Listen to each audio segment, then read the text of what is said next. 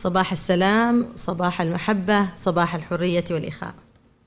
أيها الأعزاء، إني أخشى أن الكلام حول المرأة Good morning to all of you. I fear that giving a speech on women is actually a speech that we have heard already many times, and all we read are decisions, resolutions that are actually never implemented, and they are just vain words and mere promises. Ladies and gentlemen, the key problem is that these resolutions, such as this one on women, peace and security, and before that the CEDAW Convention, as well as the Beijing Peace Action, the various commitments belonging to the concluding document of the General Assembly session in the year 2000, focusing on inequalities between men and women. Of course, these documents might be relevant, but this being said, we are still faced with a common problem. So we do have these official documents, we do have these statements, but what about the implementation? What about the follow-up? These are missions entrusted to the dictators in power, and before these texts are provided with a United Nations follow-up mechanism in order to fight reprobation each time there is an infringement taking place. These texts are, at the end of the day, useless. And all we hear are mere promises, and women are still the victims of marginalization and violence, although I know that the situation is slightly different between the states. So, ladies and gentlemen, I have my doubts regarding the statement written by the UN Secretary General on this resolution 1325. I have my doubts because I am just wondering whether they will say that the United Nations has not been able to sue those who are responsible of all the crimes within the framework of the Arab Spring. Of course, I know that in theory they should be taken to court. The responsible of genocides, of crimes against humanity, they should be taken to court. But will this really be the case, including the authors of sexual crimes?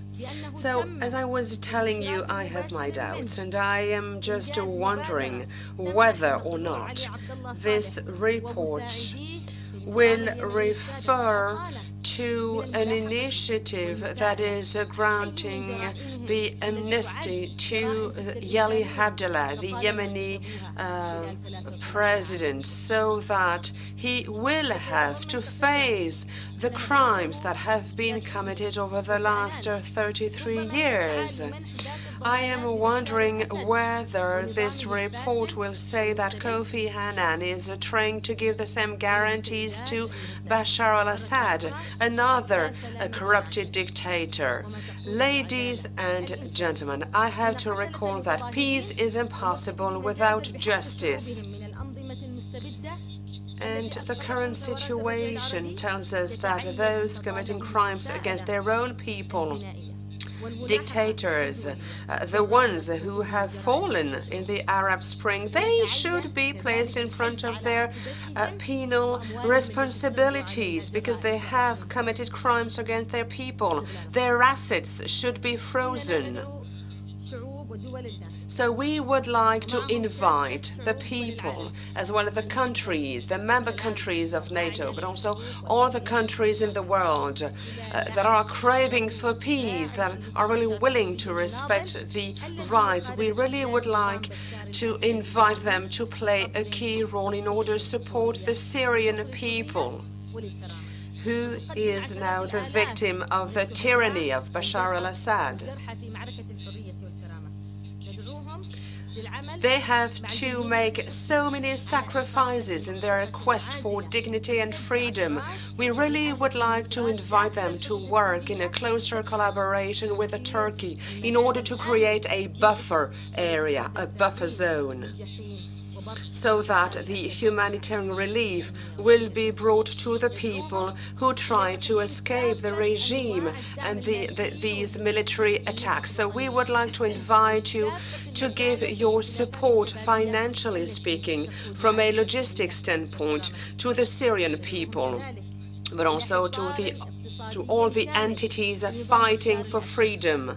We really would like to invite you to impose an economic embargo against the Bashar al-Assad regime, to prohibit the flows of weapons used actually to feed this destruction machinery.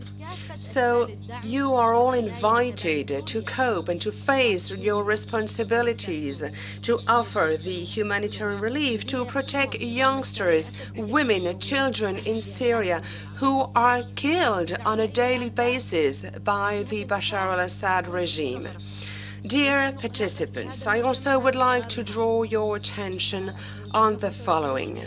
While we are debating on this very important resolution related to women, peace and security, really urging under its first article the improvement of the women representation at all decision-making levels, but also in institutions at the regional but also international level. A few months ago, I went to the UN headquarters, and I could see there the various pictures of the former Secretary Generals of this organization ever since 1947 till today. But I haven't been able to find the picture of a woman, I'm afraid.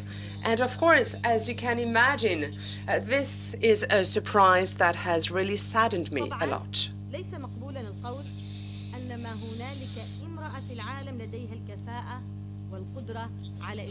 Of course, we cannot say that women do not have the necessary capabilities to chair the United Nations. We cannot say that. Women should benefit from the same opportunities to be at the head of the UN or other international organizations, just to prove what they are capable of doing, to strengthen the women's role in each one of these organizations. Of course, we may always say that the UN member states did not make the necessary efforts to strengthen the women participation in the areas of decision-making, for instance.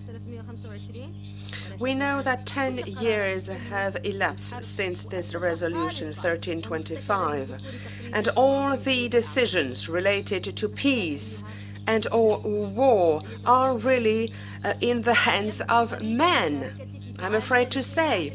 Dear participants, ladies and gentlemen, my participation to an event organized by NATO could be a surprise to many of you. But actually, my presence here does not mean that I entirely support the various NATO policies, but I would like to support the cause of women, their involvement in peace processes. I would like to enhance the role of women to establish peace.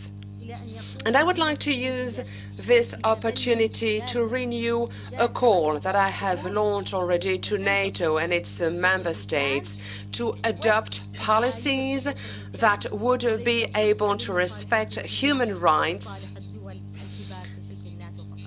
without giving a priority to the interest of large and big nations. So thank you very much indeed. I hope that we'll be able to work hand in hand to promote a world of peace.